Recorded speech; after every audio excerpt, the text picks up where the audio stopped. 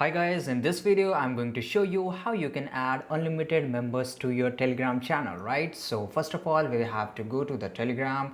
Make sure that you are using the updated version of the Telegram app, right? And after that, you have to click here on the below right side corner. There is a pencil icon. Just click on this, and I will not allow this, okay? But you will get this option, that is new group, new secret chat, and new channel. So right, we have to create a new channel here, and we have to create a channel. The channel name is, for example, test 1, okay?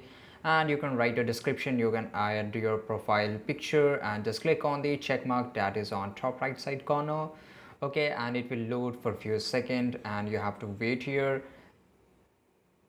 So guys, you can see here that my channel has been created, that is test 1, and you can see there is only one subscriber here, and you have to click on the three lines and you will get the all the option here right now. And if you want to make this administrator here, you can just, if you want to make administration or you want to add admin to some other idea, some other person, you can do from here.